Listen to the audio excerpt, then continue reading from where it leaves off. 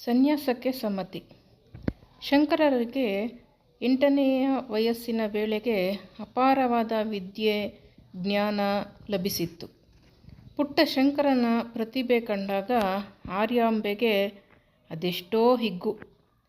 ಅವಳ ಮಾತೃ ವಾತ್ಸಲ್ಯವಾದರೂ ತೊರೆಯ ನೊರೆಯಂತೆ ಉಕ್ಕಿ ಹರಿಯತೊಡಗಿತು. ಒಂದು ದಿನ ಇದ್ದಕ್ಕಿದ್ದಂತೆ ಹಿಂದಿನ ಘಟನೆಗಳೆಲ್ಲ ಆಕೆಯ ಸ್ಮೃತಿ ಪಥದ ಮುಂದೆ ಹಾದು ಹೋದವು. ವಿವಾಹವಾಗಿ ಬಹಳ ವರ್ಷಗಳು ಕಳೆದರೂ ಸಂತಾನ ಭಾಗ್ಯವಿಲ್ಲದೆ ತಾನು ಬಂಜೆಯಾಗಿ ಉಳಿದಿದ್ದುದು, ಅನಂತರ ತಾನು ತನ್ನ ಪತಿಯೊಡನೆ ಚಂದ್ರಮೌಳೇಶ್ವರನ ಆರಾಧನೆಗೆ ತೊಡಗಿದ್ದುದು, ತಾನು ಮಾಡಿದ ಆರಾಧನೆ ಅದು ಸಾರ್ಥಕವಾದಂತೆ ಈಶ್ವರನು ತನ್ನ ಪತಿಯ ಕನಸಿನಲ್ಲಿ ಪ್ರತ್ಯಕ್ಷನಾಗಿ ಪುತ್ರಭಾಗ್ಯವನ್ನು ಕರುಣಿಸಿದುದು, ಅನಂತರ ಶಂಕರನು ಜನಿಸಿದುದು ಇವುಗಳೆಲ್ಲ ಆಕೆಯ ಕಣ್ಮುಂದೆ ಸುಳಿದವು. ಹಾಗೆಯೇ ತನ್ನ ಮಗನು ಅಲ್ಪಾಯುವೆಂದು ಈಶ್ವರನು ತಿಳಿಸಿದ ವಿಚಾರವೂ ನೆನಪಿಗೆ ಬಂತು. ಒಡನೆಯೇ ಆಕೆಯ ಕೈಕಾಲುಗಳು ತರತರನೆ ನಡುಗತೊಡಗಿದವು. ಇದ್ದ ವಿಚಾರವೆಂದರೆ ಆಕೆ ಈ ವಿಚಾರವನ್ನು ಸಂಪೂರ್ಣವಾಗಿ ಮರೆತು ಬಿಟ್ಟಿದ್ದಳು. ವಯಸ್ಸಿಗೆ ಮೀರಿದ ಜ್ಞಾನ ವಿದ್ಯೆಗಳನ್ನು ಗಳಿಸಿದ್ದ ಶಂಕರನನ್ನು ಕಂಡು ಉಂಟಾಗಿದ್ದ ಸಂತೋಷ ಸಂಭ್ರಮಗಳಲ್ಲಿ ಈ ಒಂದು ವಿಚಾರ ಆಕೆಯ ಮನಸ್ಸಿನಿಂದ ಪೂರ್ತಿಯಾಗಿ ಮರೆಯಾಗಿ ಹೋಗಿತ್ತು.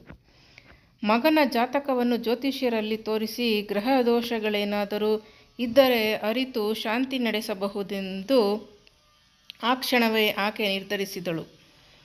ಆರ್ಯಾಂಬೆ ಮಗನ ಜಾತಕವನ್ನು ಪ್ರಸಿದ್ಧ ಜ್ಯೋತಿಷ್ಯ ವಿದ್ವಾಂಸರಲ್ಲಿ ತೋರಿಸಿದಳು. ಶಂಕರನ ಜಾತಕವನ್ನು ಪರಿಷ್ಕರಿಸುತ್ತಿದ್ದಂತೆ ಆ ವಿದ್ವಾಂಸರ ಮುಖದ ಕಾಂತಿ ಕುಂದಿ ಚಿಂತೆಯ ಗೆರೆ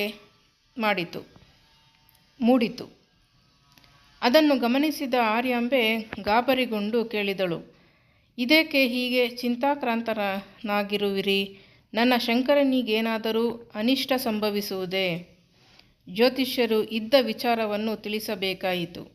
ಹೌದು ತಾಯಿ, ನಿನ್ನ ಮಗನಿಗೆ ಅವನ 8ನೆಯ ಹಾಗೂ 16ನೆಯ ವಯಸ್ಸುಗಳಲ್ಲಿ ಮೃತ್ಯುಯೋಗವಿದೆ.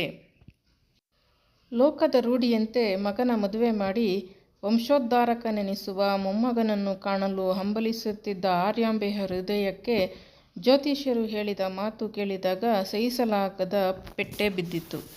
ಜ್ಯೋತಿಷ್ಯರು ಹೇಳಿದ ಮಾತುಗಳನ್ನು ಮನೆಯಲ್ಲಿಯೇ ಇದ್ದ ಶಂಕರನಿಗೆ ಕೇಳಿಸಿದವು. ಅದರಿಂದ ಅವನಿಗೆ ಚಿಂತೆಯಾಗಲಿ ಗಾಬರಿಯಾಗಲಿ ಲವಕೇಶವೂ ಆಗಲಿಲ್ಲ. ಬದಲಾಗಿ ಅವನ ಮನಸ್ಸಿನಲ್ಲಿ ಮಹತ್ತರವಾದ ಬದಲಾವಣೆಯೇ ಆಯಿತು. ಪುಟ್ಟ ಶಂಕರ ತನ್ನ ಮನದಲ್ಲೇ ಈ ರೀತಿ ಆಲೋಚಿಸಿದನು, ನಾನು ಅಲ್ಪಾಯು, ಈ ಕಡಿಮೆ ಅವಧಿಯಲ್ಲಿಯೇ ನನ್ನ ಕರ್ತವ್ಯವನ್ನು ಮಾಡಿ ಮುಗಿಸಬೇಕು. ಗೃಹಸ್ಥಾಶ್ರಮದ ಗೊಡವೆಯೇ ಇಲ್ಲದೆ ನೇರವಾಗಿ ಸನ್ಯಾಸವನ್ನು ಸ್ವೀಕರಿಸಿ ಮೋಕ್ಷಾಧಿಕಾರಿಯಾಗಬೇಕು. ಹೌದು, ಸನ್ಯಾಸ ಸ್ವೀಕರಿಸಲೇಬೇಕು. ಇದೇ ಶಂಕರನ ನಿರ್ಧಾರವಾಯಿತು. ಆದರೆ ಈ ನಿರ್ಧಾರವನ್ನು ತಾಯಿಗೆ ತಿಳಿಸುವುದು ಹೇಗೆ? ತಾಯಿಯ ಬಗ್ಗೆ ಶಂಕರನಿಗೆ ಅಪಾರವಾದ ವಾತ್ಸಲ್ಯ. ತನ್ನನ್ನು ನೋಡಿಕೊಂಡು ಪತಿವಿಯೋಗದ ದುಃಖವನ್ನು ಆ ತಾಯಿ ಮರೆತಿರುವಳೆಂಬುದನ್ನು ಶಂಕರನು ಅರಿತಿದ್ದನು. ಆಕೆಯ ಸರ್ವಸ್ವವೂ ತಾನೇ ಎಂಬುದನ್ನು ಶಂಕರನಿಗೆ ತಿಳಿದಿತ್ತು. ಹೀಗಿರುವಾಗ ತಾನು ಸನ್ಯಾಸ ಸ್ವೀಕರಿಸುವೆನೆಂದರೆ ಆ ತಾಯಿ ಒಪ್ಪಿಯಾಳೆ? ಏನಾದರೂ ಮಾಡಿ ಒಪ್ಪಿಸಲೇಬೇಕೆಂದು ಶಂಕರನ ಮನಸ್ಸು ನಿರ್ಧರಿಸಿತು. ಸರಿಯಾದ ಸಂದರ್ಭ ನೋಡಿ ಶಂಕರನು ಒಂದು ದಿನ ತಾಯಿಯ ಬಳಿ ಈ ವಿಚಾರವನ್ನು ಪ್ರಸ್ತಾಪ ಮಾಡುತ್ತಾ, ಅಮ್ಮ, ನಾನು ಅಲ್ಪಾಯುವೆಂಬ ವಿಚಾರ ತಿಳಿಯಿತಷ್ಟೇ. ನನಗೊಂದೇ ಒಂದು ಆಸೆ ಇದೆ, ನಡೆಸಿಕೊಡಮ್ಮ ಎಂದು ಬೇಡಿದನು. ಏನದು ಕಂದ? ಆರ್ಯಾಂಬೆಯ ಈ ನುಡಿಯಲ್ಲಿ ಮಗನದು ಅದೆಂಥದ್ದೇ ಆಸೆಯಾದರೂ ನಡೆಸಿಕೊಡುವೆನೆಂಬ ನಿರ್ಧಾರ ಮೂಡಿದಂತಿತ್ತು. ಸನ್ಯಾಸಿಯಾದವನಿಗೆ ಮೋಕ್ಷಪ್ರಾಪ್ತಿ ಎಂಬ ವಿಚಾರ ನಿನಗೆ ತಿಳಿದಿದೆಯಷ್ಟೇ. ನಾನು ಅಲ್ಪಾಯು. ಈಗಿರುವ ರೀತಿಯಲ್ಲಿ ನಾನು ಸಾಯುವ ಬದಲು ಸನ್ಯಾಸಿಯಾಗಿ ಸತ್ತರೆ ಮೋಕ್ಷ ಲಭಿಸುವುದು. ನಾನು ಸನ್ಯಾಸಿಯಾಗಲು ಅನುಮತಿ ಕೊಡಮ್ಮ. ಶಂಕರನು ತನ್ನ ಬೇಡಿಕೆಯನ್ನು ತಾಯಿಯ ಮುಂದಿಟ್ಟನು. ಮಗನ ಈ ಬಯಕೆ ಆರ್ಯಾಂಬೆಗೆ ಅನಿರೀಕ್ಷಿತವಾಗಿತ್ತು. ಮಗನ ಮಾತುಗಳನ್ನು ಕೇಳಿದೊಡನೆ ಆಕೆಯ ಕಣ್ಣುಗಳಿಂದ ಜಲಧಾರೆ ಸುರಿಯತೊಡಗಿತು. ಮಗನೇ ಆಧಾರವೆಂದು ನಂಬಿದ್ದ ಆಕೆಯು ಒಡನೆಯೇ ತನ್ನ ಸಮ್ಮತಿ ನೀಡಲಿಲ್ಲ. ತಾಯಿಯ ಸಮ್ಮತಿಯನ್ನು ದೊರಕಿಸಿಕೊಡಲು ಶಂಕರನು ಮಾಡಿದ ಪ್ರಯತ್ನ ವ್ಯರ್ಥವಾಯಿತು. ಎಂದಿನಂತೆ ಒಂದು ದಿನ ಆರ್ಯಾಂಬೆ ಸ್ನಾನಕ್ಕೆಂದು ಮಗನೊಡನೆ ಪೂರ್ಣಾ ನದಿಗೆ ಹೋದಳು. ಬಟ್ಟೆಗಳನ್ನೆಲ್ಲ ಒಗೆದಿಟ್ಟು ಸ್ನಾನ ಮಾಡಿದಳು. ಶಂಕರನ ಸ್ನಾನವಿನ್ನೂ ಮುಗಿದಿರಲಿಲ್ಲ. ಅವನಿನ್ನೂ ನದಿಯಲ್ಲಿ ಮುಳುಗು ಹಾಕುತ್ತಲೇ ಇದ್ದನು.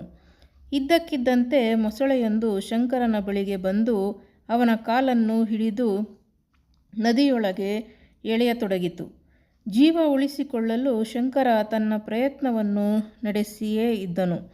ಆದರೆ ಮೊಸಳೆಯನ್ನು ಎದುರಿಸಲು ಚಿಕ್ಕ ಬಾಲಕನಿಂದ ಸಾಧ್ಯವೇ? ತನಗೀಗ ದುರ್ಮರಣ ಒದಗಿದೆ ಎಂಬುದು ಶಂಕರನಿಗೆ ತಿಳಿದು ಹೋಯಿತು. ದಡದಲ್ಲಿ ನಿಂತಿದ್ದ ತಾಯಿಯ ಕಡೆ ದೈನ್ಯದಿಂದ ನೋಡುತ್ತಾ, ಅಮ್ಮ, ಅಮ್ಮ, ನನಗೀಗ ದುರ್ಮರಣ ಒದಗಿದೆ. ಮೊಸಳೆ ನನ್ನನ್ನು ಬಿಡುವಂತಿಲ್ಲ. ಈಗಲಾದರೂ ಅನುಮತಿ ಕೊಡಮ್ಮ. ಸಂಕಲ್ಪ ಮಾತ್ರದಿಂದಲಾದರೂ ಸನ್ಯಾಸ ಸ್ವೀಕರಿಸಿ ಸತ್ತು ಮೋಕ್ಷ ಪಡೆಯುತ್ತೇನೆ ಎಂದು ಅಂಗಲಾಚತೊಡಗಿದನು. ಮಗನು ಬದುಕುವುದಿಲ್ಲವೆಂದು ಆರ್ಯಾಂಬೆಗೆ ದೃಢವಾಗಿ ಹೋಯಿತು. ಅವನ ಕೊನೆಯ ಆಸೆಯಾದರೂ ನೆರವೇರಿಸಲೆಂದು ಆಲೋಚಿಸಿದಳು. ಸನ್ಯಾಸ ಸ್ವೀಕರಿಸಲು ಆರ್ಯಾಂಬೆ ತನ್ನ ಮಗನಿಗೆ ಒಪ್ಪಿಗೆ ಕೊಟ್ಟಳು. ಶಂಕರನು ಆ ಕ್ಷಣವೇ ಸಂಕಲ್ಪ ಮಾತ್ರದಿಂದ ಸನ್ಯಾಸ ಸ್ವೀಕರಿಸಿದನು. ಆ ವೇಳೆಗೆ ಸುತ್ತಮುತ್ತಲಿದ್ದ ಜನಗಳು ಬೆಸ್ತರು ಓಡಿ ಬಂದು ಗಲಭೆ ಮಾಡಿದರು. ಗಾಬರಿಗೊಂಡ ಮೊಸಳೆ ಶಂಕರನ ಕಾಲುಗಳನ್ನು ಬಿಟ್ಟು ಓಡಿ ಹೋಯಿತು. ಶಂಕರನು ಬದುಕಿಕೊಂಡನು. ಭಗವಂತನ ಕೃಪೆಯಿಂದ ಅವನ 8ನೆಯ ವರ್ಷದಲ್ಲಿದ್ದ ಮೃತ್ಯುಯೋಗ ನಿವಾರಣೆಯಾಗಿತ್ತು. ಶಂಕರನು ಬದುಕಿಕೊಂಡ ರೀತಿ ಈಶ್ವರನ ಮಾಯೆಯಲ್ಲದೆ ಮತ್ತೇನೂ ಅಲ್ಲ. ಈಶ್ವರನ ಸಂಕಲ್ಪದಂತೆ ಶಂಕರನಿಂದ ಈ ಲೋಕದಲ್ಲಿ ಮಹತ್ ಕಾರ್ಯಗಳು ನಡೆಯಬೇಕಾಗಿತ್ತು. ಈಶ್ವರನೇ ಸ್ವತಃ ಕೊಟ್ಟ ವರದಂತೆ ಶಂಕರನ ಅಲ್ಪಾಯು. ಈ ಅಲ್ಪ ಅವಧಿಯಲ್ಲಿ ಆ ಮಹತ್ ಕಾರ್ಯಗಳನ್ನು ಅವನು ಪೂರ್ಣಗೊಳಿಸಬೇಕಾಗಿತ್ತು. ಗೃಹಸ್ಥಾಶ್ರಮದ ಚಿಂತೆ ಮಾಡದೆ ಸನ್ಯಾಸ ಸ್ವೀಕರಿಸಿದರೆ ಮಾತ್ರ ಅದು ಸಾಧ್ಯವಾಗಬಹುದಾಗಿತ್ತು. ಇದನ್ನರಿತೇ ಶಂಕರನು ತನ್ನ ಸನ್ಯಾಸ ಸ್ವೀಕಾರಕ್ಕಾಗಿ ತಾಯಿಯ ಒಪ್ಪಿಗೆ ಬೇಡಿದ್ದನು. ತಾಯಿ ತನ್ನ ಒಪ್ಪಿಗೆಯನ್ನು ಇದುವರೆಗೆ ಕೊಟ್ಟಿರಲಿಲ್ಲ. ಆದರೆ ಮೊಸಳೆಯ ಬಾಯಿಗೆ ಮಗನು ತುತ್ತಾಗತೊಡಗಿದ್ದಾಗ ಆರ್ಯಾಂಬೆಗೆ ಇಕ್ಕಟ್ಟಿನ ಪರಿಸ್ಥಿತಿಯೊದಗಿತ್ತು. ಮಗನ ಆಸೆಯಾದರೂ ನೆರವೇರಲೆಂದು ಅವಳ ಮನ ಆಶಿಸಿತು. ತಕ್ಷಣ ತನ್ನ ಒಪ್ಪಿಗೆ ಕೊಟ್ಟಳು. ಹೀಗೆ ವಿಧಿ ಮೊಸಳೆಯ ರೂಪದಲ್ಲಿ ಬಂದು ಶಂಕರನಿಗೆ ತಾಯಿಯ ಒಪ್ಪಿಗೆಯನ್ನು ದೊರಕಿಸಿಕೊಟ್ಟಿತು. ಶಂಕರನು ಬದುಕಬೇಕಾಗಿದ್ದು ವಿಧಿಯ ಸಂಕಲ್ಪವಾಗಿದ್ದುದರಿಂದ ಪ್ರಾಣಾಪಾಯದಿಂದ ಅವನು ಪಾರಾಗಿದ್ದನು. ಈಶ್ವರನ ಲೀಲೆ ಅದೆಷ್ಟು ವಿಚಿತ್ರ! ದಡಕ್ಕೆ ಬಂದೊಡನೆ ಸನ್ಯಾಸಿಗಳಾದ ಶಂಕರರು ತಾಯಿಯ ಪಾದಗಳಿಗೆರಗಿದರು. ಅಮ್ಮ, ನಿನ್ನ ಅನುಮತಿ ಇಲ್ಲದೆ ಸನ್ಯಾಸ ಸ್ವೀಕರಿಸಲು ನನಗೆ ಇಷ್ಟವಿರಲಿಲ್ಲ. ಕೊನೆಗೂ ಒಮ್ಮೆ ನಿನ್ನ ಅನುಮತಿ ದೊರಕಿತು. ನಾನಿಂದು ಧನ್ಯನಾದೆ ಎಂದು ಹೇಳುತ್ತಾ ಹರ್ಷಪಟ್ಟರು.